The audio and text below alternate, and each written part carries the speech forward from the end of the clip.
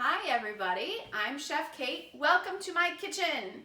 I'm here today talking about coffee cake. So I don't want you to be afraid about yeast. We're going to go through the step-by-steps of how to make it.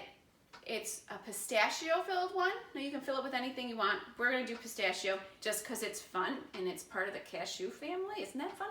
So anyway, we'll go through step by step. It takes a few hours, so what you can do is you let your bread rise or your dough rise, and you go off and you do something else, and you come back and you do the next step, and you go off and do something else, and then you put it in the oven. So it might seem like it takes a long time, but it's so worth it. All right, so step one, you grab your recipe. Here it is. Can I tell you that this recipe has been in the works for 15 years? So I think I finally figured it out. So what we're going to do is 2 1/4 teaspoons of active dry yeast.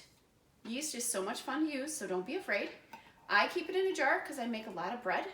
You can buy little packets of active dry yeast. It's 1 packet is 2 1/4 teaspoons. So I am just going to measure this out into my bowl. I heated up some water. So I have a 1/4 cup of warm water. So they say 110 degrees. You want it hot to your touch. You don't want to burn yourself because that's the way you can kill your yeast, and then your dough is never going to rise. So my yeast, my water, I'm going to do a tablespoon of sugar.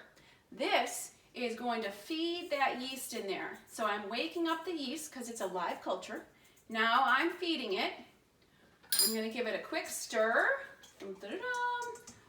We're just going to let it sit for 5 minutes. It's going to get bubbly because that yeast is starting to eat that sugar, and then we're going to move on to our next step. So here we have our yeast that's eaten the sugar. So you'll see that it's all dissolved, it's nice and puffy. Now we're going to add our next few ingredients. All right, so I have a cup of warm milk. I just took the chill off of it in the microwave, about 20 seconds or so, about 110 degrees. I'm going to pour it in. I have a 1/4 cup of softened butter, unsalted, because I'm going to add my own salt to it, so it just goes in. It is a teaspoon of salt. So look, I'm not going to measure over my bowl. I'm going to measure it over my butter paper because if I spill, it's going to go on there. Salt goes in. All right, so now I have 3 to 3 1/2 cups of flour that's going to go into our dough. But before I can add the flour, I'm going to mix this up. I'm going to add in a cup of flour. Get that a nice dough. I want my butter to break up and be nice and smooth in there, and then I can add the rest of my flour. All right, so I have my flour in there. I'm breaking up that butter that softened into my dough.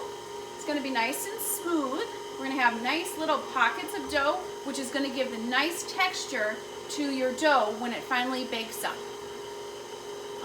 All right, I'm adding my 1/2 cup of sugar. See, I have my recipe here, so I know exactly that I put all the ingredients in, because it really wouldn't taste good if I didn't have that sugar in. All right, and then we're going to add in our couple of more cups of flour. And notice I'm using the paddle attachment to my mixer. And once we start kneading it, I'm going to change it to the dough hook. So stay tuned. Here is my last cup of flour. Incorporating it in. So on my recipe, you'll see it has 3 to 3 1/2 cups of flour. Really depends on your weather. So today it's kind of rainy, so I'm going to use a little bit more flour because the moisture in the air. If it was the middle of winter or the middle of summer and I have the air conditioning on, I probably only need 3 cups of flour. But you can make the call. You can't go wrong. You just want a really nice soft dough that's not very sticky. So it's starting to come off the sides of my bowl in here. And now I'm going to change to my dough hook. So you could knead it by hand on the countertop, and you're just going to fold it on top of each other for about 6 minutes. I have this great machine that can do it for me. This is my dough hook. It's going to do the kneading. I'm going to do it on a medium speed for about 4 minutes, and that's going to develop the strands of gluten in our bread to give us our nice rise. So I put the dough hook on. I'm going to lock my mixer in place, medium speed. It's just going to go around and around. It's going to pull away from the sides of the bowl. I can still add flour if it seems too sticky here. You got about 4 minutes for this. All right, here's your pro tip of the day. Your yeast, whether it's in your jar or in your little packages, keep it in your fridge. And also, they have an expiration date on them. Every package will have it. You want to use it before the expiration date, or just throw it away. Because once it expires, it's not going to work, and it's not worth your time of mixing up your dough or whatever. It's just not going to give you the rise that you want. So pay attention to your date, keep it in the fridge. All right, so we have our dough that is finished kneading, looks beautiful, nice and stretchy.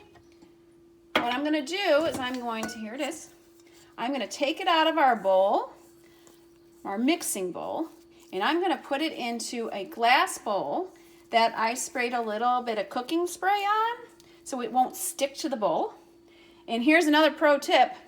When you put your cooking spray in there and your dough, I'm going to flip the dough so it has a little bit of the cooking spray on both sides, because I'm going to cover the dough with plastic wrap to keep all the heat in.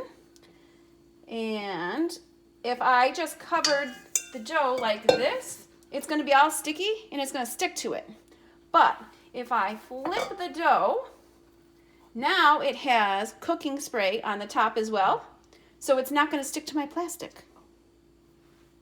All right, I have my dough, my plastic wrap.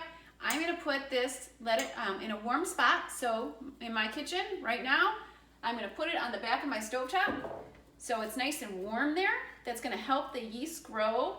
I'm going to let it stay there about an hour.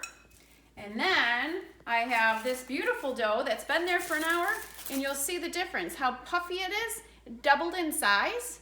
Now we're gonna make our ring with it. So when I'm gonna punch it down, look, and it's gonna deflate, and I'm gonna roll it out. All right, I have my beautiful dough that I punched down, a floured work surface here. I'm going to put my dough on there. All right, it's beautiful. I'm going to simply put a little bit more flour over the top so it doesn't stick. I'm going to roll it out to a rectangle. So I'm going to do I'm not barely pushing on my rolling pin, going in both directions. I want it to be about 12 inches this way and 16 inches this way. I know that's very specific. It doesn't have to be those dimensions. You just want it nice and long. Kind of reminds me of my cinnamon rolls that I make. I'm going to make nice rectangle-ish. Doesn't have to be perfect. Beautiful dough. All right. My next step is going to be a 1/4 cup of melted butter. I'm going to brush all over my dough. So I just put it in the microwave, melted it. I'm going to brush it on. It does not have to be perfect. You want to cover all of the dough. You can even pour it and just spread it. If you didn't have a little brush, you can use a spoon to spread it. You can use your hand if you wanted to. Whatever you want. Look at all that beautiful butter. Don't be worried. It's going to soak into your bread. And I'm going to put my pistachio filling on top. So in my filling, I did 2 cups of coarsely ground pistachios and some sugar. So let me go back to my recipe. So I have 2 cups of coarsely ground pistachios in here and a 1/2 cup of sugar. That's it. I'm just gonna spread it all over my dough. So spread it around. And then our next step is going to be to roll up our dough with the pistachios on the inside. So if I wanted to not do pistachios, I could make it with anything I wanted. Different nuts. I could use some cherry pie filling that I have here. Look, I could use that if I wanted to, if I didn't want to use nuts. You're just going to spread everything around, and then you're going to tuck and roll. So here we are rolling, rolling, rolling. You're going to get a nice big long snake.